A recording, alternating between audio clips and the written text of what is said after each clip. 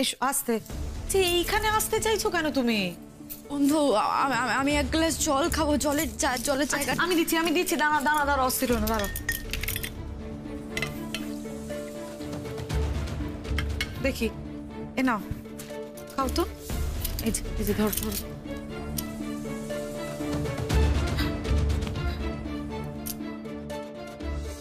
কি হলো এরকম কাঁপছো কেন বন্ধু? তোমার শরীর খারাপ লাগছে নাকি? না গো বন্ধু, এখন যে আমার লড়াই শুরু গো, এখন কি আর শরীর খারাপ করলে চলে? আসলে কি বলতো, আমাকে বড় সাহেবের পাশে দাঁড়াতেই হবে। তিনি যে এমন কাজ করেন নে, সে কথা আমাকে প্রমাণ করতেই হবে। কিন্তু কিন্তু আমিও তো মানুষ, বলো। জেসমিন দিদির সাথে আমি চল শক্ত করে কথা বলছি, সেটা ঠিক। কিন্তু যখন ও বলছিল যে ওর পেটে বড় সাহেবের সন্তান, ওকে বড় সাহেব হাসপাতালে নিয়ে গেছিল, তখন এই কথাগুলো শুনে না আমি কেঁপে কেঁপে উঠছিলাম গো বন্ধু। এই কথাগুলো আমি বিশ্বাস না করলেও আমি কেঁপে কেঁপে উঠছিলাম। এই কথাগুলো শুনলে আমার গা গুলিয়ে ওঠে বন্ধু। আমার বড় ভয় করে। কেন বলো তো বন্ধু? মা বড় হয় না দাদা ভাই তোমার? ওর উপর তো তোমার একমাত্র অধিকার চলবে। অন্যকে অধিকার ফলাতে আসলে তুমি তো কেঁপে উঠবেই বন্ধু। তুমি কিছু চিন্তা করো না, এরকম হয় ভালোবাসা। ভালোবাসা? আমার এই ঋণ শোধের যুগটুকু দেবে না? নয়ন, তুমি জ্যাসমিনকে তখন কেন বাড়িতে থাকতে দিলে? কেন তুমি আমাকে আটকালে? বলো নয়ন, বলো, উত্তর দাও নয়ন। তুমি আমাকে কেন আটকালে? আপনি এত রেগে যাচ্ছেন কেন? চোখের সামনে ওকে সবক্ষণ দেখতে হবে বলে? হ্যাঁ নয়, ওর মতো জঘন্য মিথ্যেবাদী মেয়ের আমি মুখ দেখতে চাই না।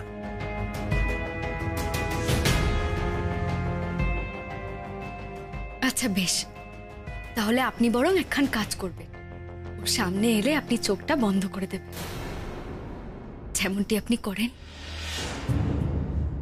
অনেক কিছু দেখেও তো আপনি চোখ বন্ধ করে নেন বড় সাহেব।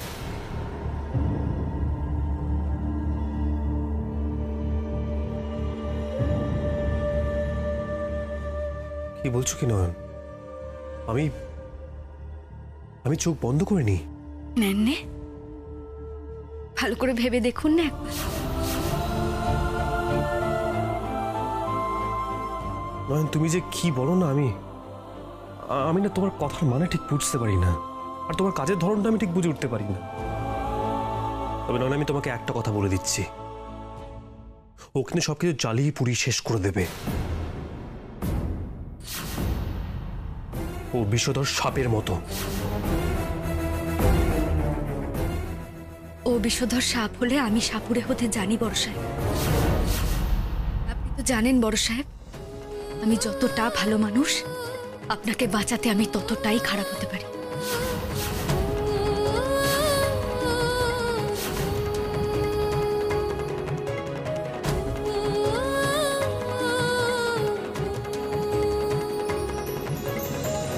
ইয়ার কি হচ্ছে? আমি এই ঘরে থাকবো?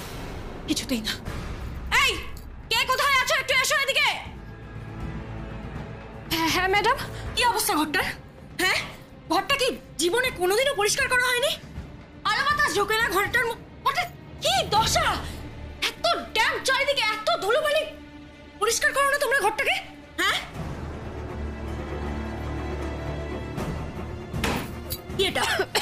এটা কি এত ধুলো কেন ঘরের মধ্যে?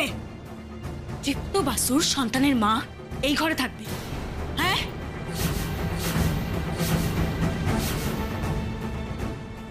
এ কি এইসব কি বলছেন উনি?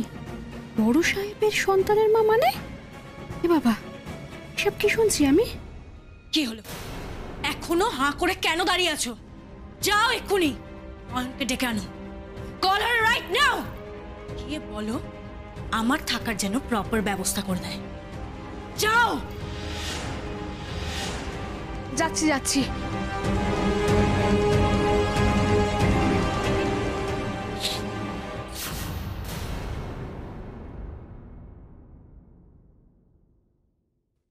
আমি ওকে জেনে শুনে এই বাড়িতে থাকতে দিয়েছি বড় সাহেব।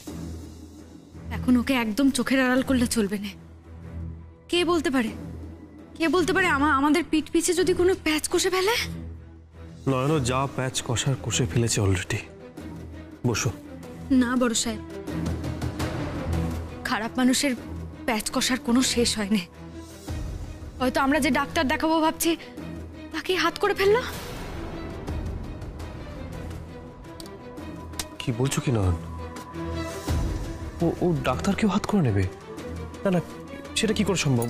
আমরা যে ডক্টরের কাছে যাবো সেটা ও কি করে জানবে? কেন জানবে না শুনি? ওকে কি জানানোর লোকের অভাব আছে নাকি বড় সাহেব?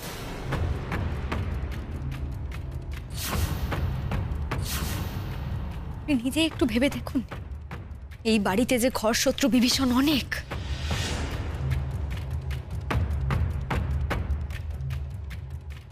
দিদি চ চ চ, নয়ন মনে হচ্ছে সবকিছু শুনে ফেলেছে। তারা কোথাও যাবে না। নয়ন কি বলছে আমাদের শুনতে হবে। চুপ কর।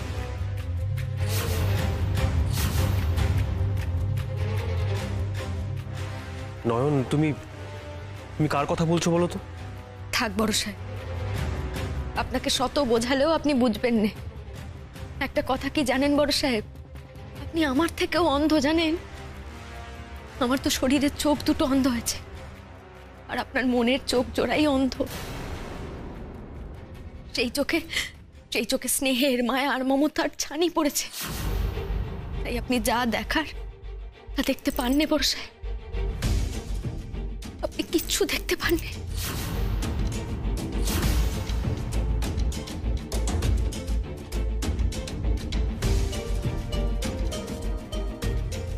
সব বড় বড় কথা শুনলে না কাজ চলে যায়। আপনাকে জেসমিন ম্যাডাম ডাকছেন। কাকে ডাকছে? আমাকে? হ্যাঁ, আসলে ওনার থাকার জায়গাটা ঠিক পছন্দ হয়নি। হয়নি তো হয়নি। ওকে যেখানে থাকতে দেওয়া আছে সেটা যদি পছন্দ না, ওকে বলো বাড়ি থেকে বেরিয়ে যেতে। নয়ন, তুমি কোথাও যাবে না।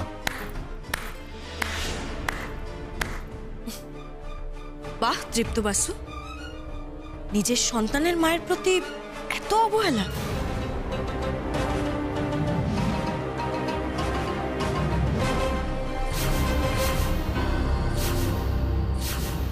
না জাসমিন, আমার সন্তানের মায়ের প্রতি অবহেলা আমি মরে গেলেও কোনোদিন করবো না।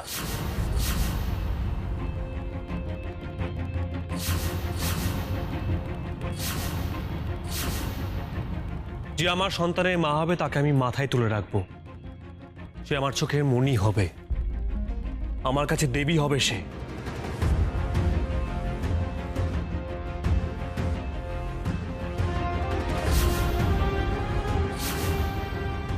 আর আমার সন্তান হবে মা বিশালাক্ষীর আশীর্বাদ।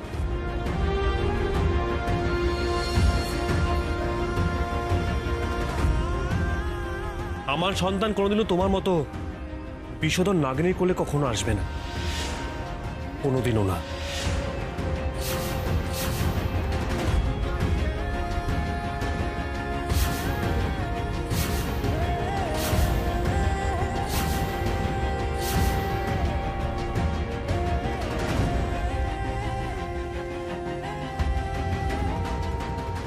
বড় সাহেব ওনার সন্তানের মাকে এত আদরে, এত যত্নে রাখবেন। কে সেই ভাগ্যবতী যে বড় সাহেবের সন্তানের মা হবে? যে আমার সন্তানের মা হবে তাকে আমি মাথায় তুলে রাখবো। সে আমার চোখের মণি হবে, আমার কাছে দেবী হবে সে। জাসমিন, তুমি আমার সন্তানের মা নও, আর কোনোদিন হওয়ার স্বপ্নও তুমি দেখো না। আরে তোমার তো আমার স্ত্রী হওয়ার যোগ্যতা পর্যন্ত নেই, সেখানে তুমি আমার সন্তানের মা হওয়ার স্বপ্ন দেখো? তুমি কোন সাহসে?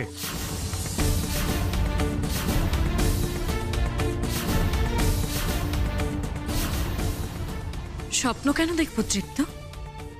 তোমার সন্তান তো অলরেডি আমার শরীরে বড় হচ্ছে। প্রতি মুহূর্তে আমি ওর উপস্থিতি টের পাচ্ছি। আমি ওকে মনে মনে বলছি, এই বাড়ির লোকেরা না অনেক চেষ্টা করবে যাতে তোর পরিচয় কোনোদিনও সবার সামনে না আসে। ওরা তোর উপস্থিতিকে মিথ্যে প্রমাণ করতে চাইবে, কিন্তু তুই ভয় পাস না, তোর মা আছে। সব বঞ্চনা, সব অপমানের বিরুদ্ধে তোর মা শেষ অবধি লড়ে যাবে।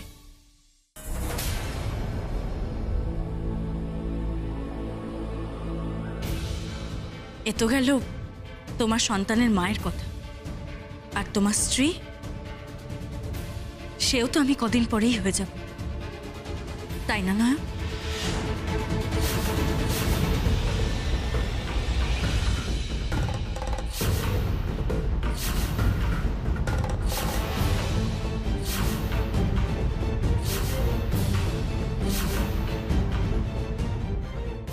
নয়ন, তুমি কি অন্য কিছু ভাবছো? আমার কথাটা তাই বোধহয় ঠিক শুনতে পাওনি, তাই না? তুমি তো নিজেই তোমার বড় সাহেবের আর আমার বিয়ের শর্তে রাজি হয়েছো, তাই না? হওনি?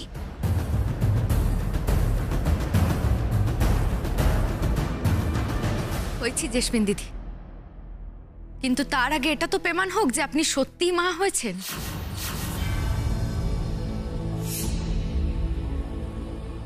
আর যতদিন না আমার সেই বিশ্বাস হচ্ছে, ততদিন যে আপনার এই স্বাদ পূর্ণ হবার নয় জেসমিন দিদি, কারণ আপনার ভাগ্য আমার হাতে।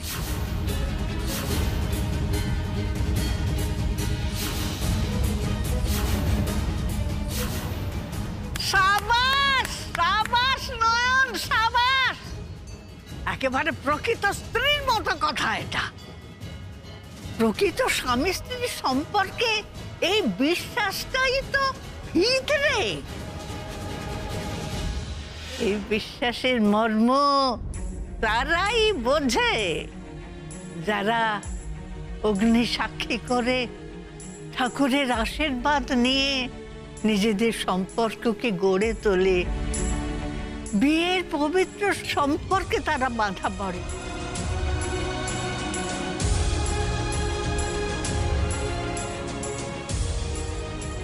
সব উৎকো মেয়েরা এসবের মর্ম কি বুঝবে? হঠাৎ ছুটে এসে বলবে আমি তোমার সন্তানের মা হতে চলেছি।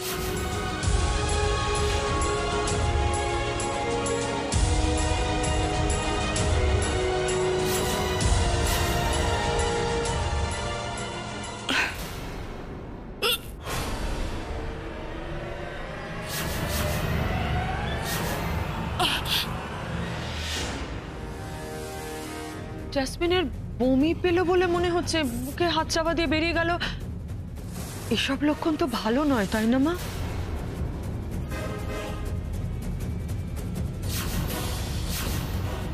আচ্ছা কাকিমণি, চাউমিনের কি সত্যি সত্যি বমি পাচ্ছিল নাকি নাটক করছে? নাটক, সবটা নাটক ওর। আমার নামও যে এরকম একটা কদর্য নাটকের সাথে জড়িয়ে আছে সেটা ভেবেই আমার বড্ড ঘেন্না হচ্ছে। ছি ছি ছি ছি। বড় সাহেব,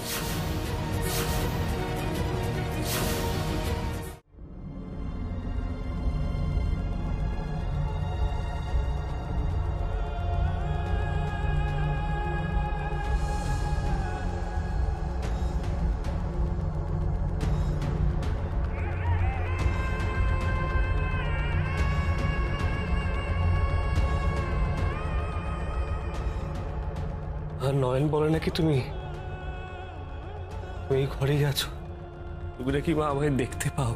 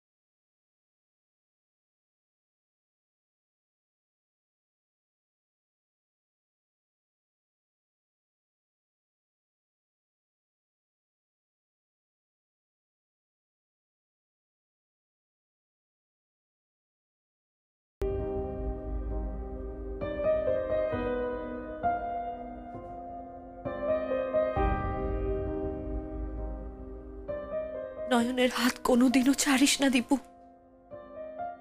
ও তোর সব কলঙ্ক ঘুচিয়ে দেবে, সব।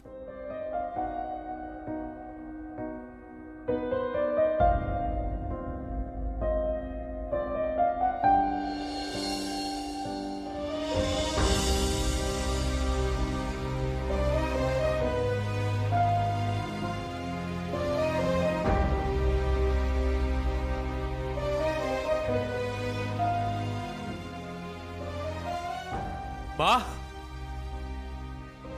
মা তুমি এখানে আছো? মা তুমি কি এখানে আছো? আমার খুব কষ্ট হচ্ছে মা। আমি নোংরা মোটো কিছুতেই মানতে পারছি না, কিছুতেই মানতে পারছি না। আমার খুব কষ্ট হচ্ছে মা, আমার খুব কষ্ট হচ্ছে মা। আমি জানি না মা, আমি এই পাক থেকে কি করে উদ্ধার পাবো, কি করে এই পাক থেকে আমি বেরিয়ে আসবো, আমি জানি না মা। আমার খুব কষ্ট হচ্ছে। তুমি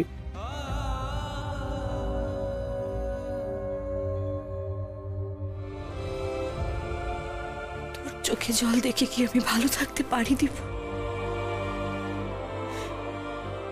নয়নের উপর ভরসা রাখ। যতদিন নয়ন আছে তোর কোনো ভয় নেই দীপু।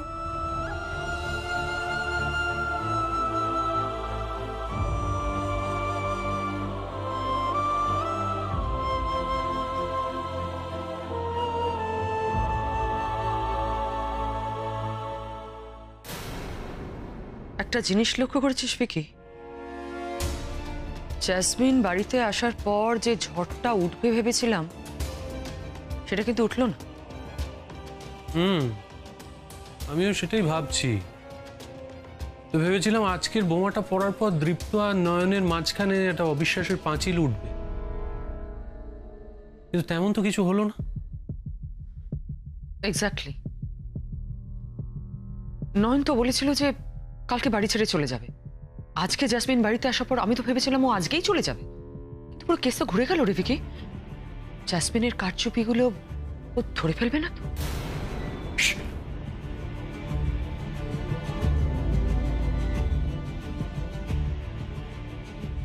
সেটাই তো ভয় রে দিদি, নয়নকে তো বিশ্বাস নেই। আচ্ছা টেল মি ওয়ান থিং, ওর আমাদের প্রতি সন্দেহটা হলো কি করে? ও তো আগে ভাগে সবকিছু দেখতে পায়। আচ্ছা তেমন কিছু দেখে ফেললো না তো?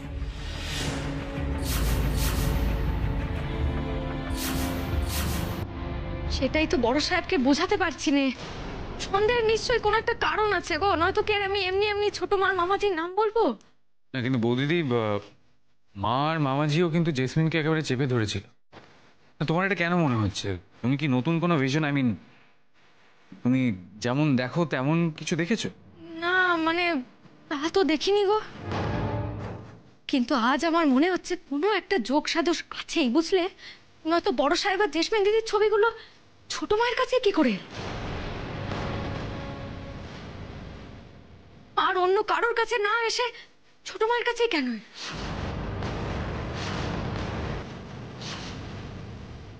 আর কোত্থেকে সেই ছবিগুলো এলো, কে পাঠালো, কিচ্ছু বোঝা যাচ্ছে না।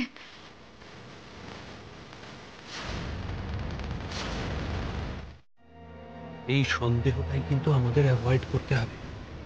তাই মনে যতই অশান্তি হোক, একদম জ্যাসমিনের ধারে কাছে বেশি ঘেঁষবি না, বুঝেছিস? তোকে প্রিটেন্ড করতে হবে তুই জ্যাসমিনের এগেনস্টে, আর বেশি জ্যাসমিন জ্যাসমিন করলে কিন্তু সবার সন্দেহ আমাদের উপর পড়বে, স্পেশালি নয়নে। না না, তুই ঠিকই বলেছিস। যাই হোক, আমাকে নয়নকে সামনে চলতেই হবে। এক্স্যাক্টলি, সেই জন্যই বলছি এক্সাইটমেন্টের জন্য কোনো ভুল স্টেপ নিয়ে ফেলিস না, বুঝেছিস?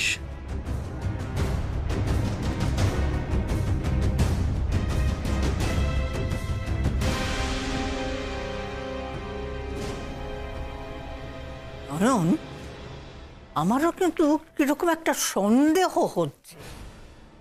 সন্দেহ তুই ভেবে দেখ, যে যেদিন ওই ছবিগুলো এলো সেদিন কিন্তু ওই সংযুক্তারা বাড়িতে ছিল না, বুঝলি? তারপর যখন এলো তখন আমি জিজ্ঞেস করলাম সাধারণভাবে যে তোমরা কোথায় গিয়েছিলে, সঙ্গে সঙ্গেই ওই ছবিগুলো দেখালো।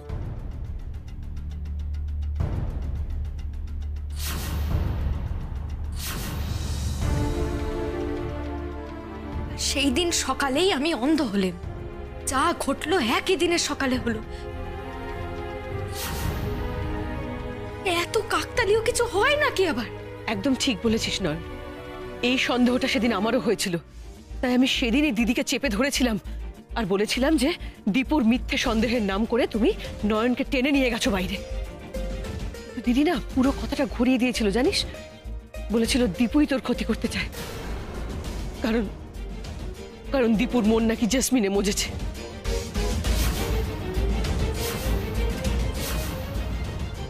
হ্যাঁ, আর তারপরেই তো বন্ধুর মনে চাউমিনকে নিয়ে সন্দেহ তৈরি করতে শুরু করে দিল মা। তারপরে চাউমিনের এন্ট্রি, मैं तुम्हारे बच्चे की माँ बनने वाली हूँ। সত্যি খুব রহস্যজনক কিন্তু এই গোটা ব্যাপারটা।